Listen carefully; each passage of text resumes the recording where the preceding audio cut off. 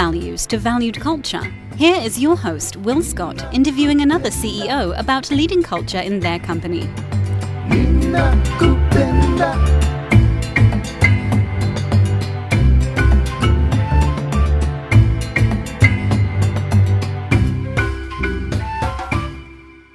Today we have Will Scott, founder of Culture Czars, and in addition, he owned and grew 2 software companies, and one of them is over 20 years old. He talks to CEOs that care about corporate culture, and his purpose is to help CEOs create environments so that employees love where they work and why they work. And today's episode is brought to you by The Culture Fix.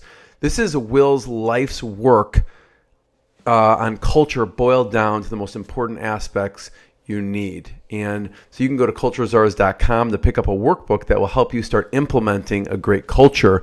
And he has been sought after by many companies to create this, so he finally did. It's a labor of love. Well, I mean, this takes a lot of time and energy to get all your life experience and thoughts and processes and condense them into a book. So I'm sure people appreciate you doing this. And we're going to dig in a little bit to one of the chapters of your book where you talk about describing and how to say what your core values mean, how to connect viewers with your core values. And I want to start off with Lumiere and some observations that you had.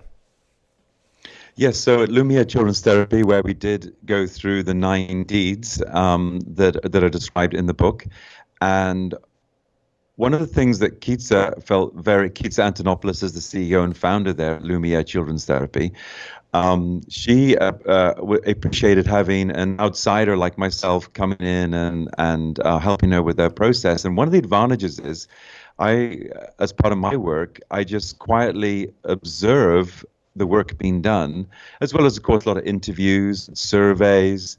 I'll talk to customers. I'll do all kinds of things to sort of really get under the skin of the organization and understand what their culture is, so that we can describe it effectively. But particularly meaningful here was observing her therapists and Keitsa at work with the children. They provide therapy to children, physical therapy, speech therapy, occupational therapy, and such. And here were these phrases being repeated, and they are phrases that Keitsa kind of brings to the company, and of course her team have started to adopt these. So her number one core value is believe, and she wants parents especially to believe that therapy can help their children, and she wants the children, of course, going through the therapy to believe they can do this next challenge. And she wants a therapist to believe that they can, of course, bring their methods, bring their teaching and help. So believe is a big thing. Well, what do they mean by believe? And what words do they use to sort of make that just be more than a word? And the phrases that Keitsa uses are, one of them, for example, is, it's possible. And so she says that to her parents when they've just had a diagnosis of autism. They're coming in, they've got lots of doubts and fears. And she says, hey, it's possible, and so I was able to observe her teachers also saying this to the kids, who are saying, I can't make that jump, and they're saying, yeah, you can, it's totally possible. And then backed up with the other thing that I noticed is said a lot at Lumiere Children's Therapy, which is, you've got this. You've got this. Not just in the obvious situation with children, where they're trying to get them to go to that next level, but parents who, at a certain point in therapy, Keith says, hey, you don't need us anymore. Your child has come so far. You can do this at home. And their first reaction is, oh, no, please, I'm not ready. And then, she says, yeah, you've got this. Yeah. So, yes, believe is the core value. And then a couple of her phrases that support that up are, it's possible and you've got this. Yeah, I imagine they probably do these things naturally, and it just kind of rolls off their tongue because they do it so much they don't even realize that that's part of their culture.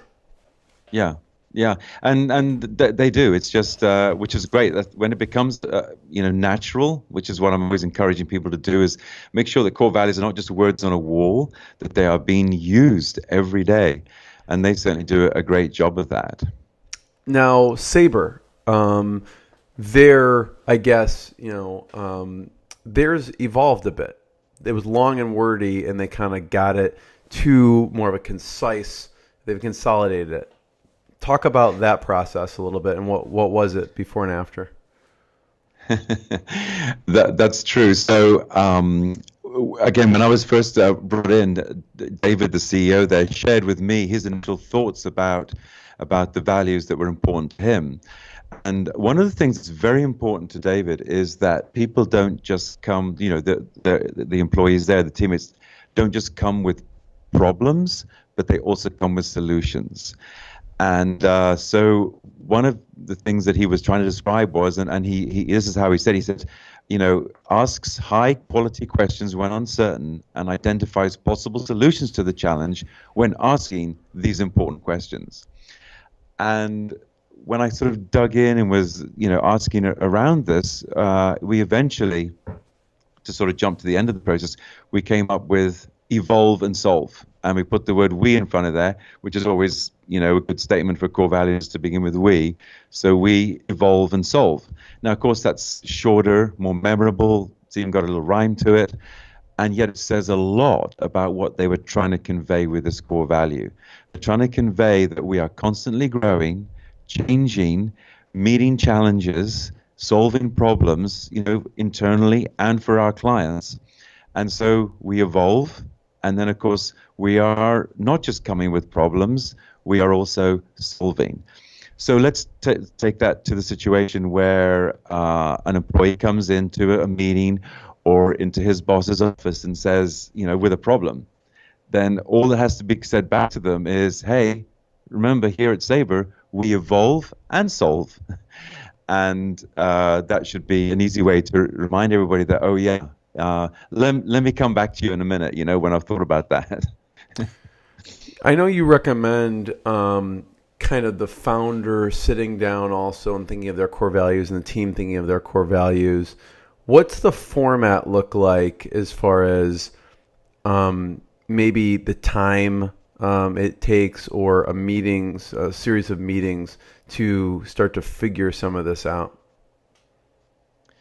Yeah, I think it depends. And the main thing I would say is that you need to give it enough time that they feel good. I like to step back and say, hey, do these feel real? And that is not meaning just do they feel right, but do they feel like they are us? Are they unique to us? Are they special to us? And do they describe who we really are?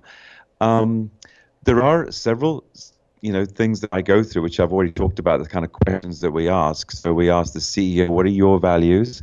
And that's something that they can do in their own time, but also, and sort of come with a draft if you like. But it's great to ask the people, hey, what are the CEO's values? What are the founder's values? And of course, this applies especially for smaller, fast-growing, relatively new organizations, perhaps more so than, very large organizations where culture's already set in a sense, whoever the CEO is. Apple's a great example of that. Steve Jobs kind of really was in place when the core values were established at Apple. Later on, Tim Cook is still talking about the same core values. So yes, ask the CEO, then, hey, what are the values of some of your best employees? And then, of course, as I said before, the folklore, the stories, that sort of thing. Yeah. And what are the things that just happen naturally? I also ask that too. What are the things that we just do naturally around here? When the client calls, how responsive are we? And just all these kinds of behaviors help establish that. So I'm not really answering your question about time very well, but it takes days, weeks, and even when you've got your first draft, I like people to sit with those for a few months before they put them in stone. Yeah. I guess where should people start? Should they say, oh, we'll schedule aside, the founder should schedule aside maybe like a half hour to think about this and then an hour with the team? Where should they, I guess, get started in this? Yeah, I think it takes hours to go, frankly, through that process. It takes hours to get sort of a draft, if you like, of 4 solid core values with some descriptive behaviors. I've run workshops where we can go in an 8-hour day. We can kind of go from zero to having a draft of let's say 4 core values. If you're trying to do I think I'll just answer it like that. Okay. I didn't know if there were any interesting things you've seen, like we're going to throw a pizza party from 8 p.m. till midnight and do these core value things, but well, I did one thing that was special was working with the Ink Factory in Chicago, who they do visual note taking. They you can imagine that they draw, which is so great because they're preaching what I'm preaching, which is pictures tell 1,000 words essentially, and make those words come alive with graphical depictions as I do in my as I talk about in the book. But I'm normally at the whiteboard scribing for my clients, but in this case, I was able to sit down, and while we're talking, they're just capturing everything beautifully with graphics on the whiteboard. So that was cool. That was one very distinct way of, and we had some great imagery at the end, which helped a lot there. But I think typically it is a conference room with a whiteboard and lots of markers, if it can be somewhere retreat-like or somewhat inspirational, I think that's definitely going to help the creativity. Yeah. Well, thank you. Everyone should check out culturezars.com, and there is a free workbook you can get and go through some, get started with some of these exercises. Thanks for listening. Be sure to click subscribe, check us out on the web at culturezars.com, and we'll see you next time.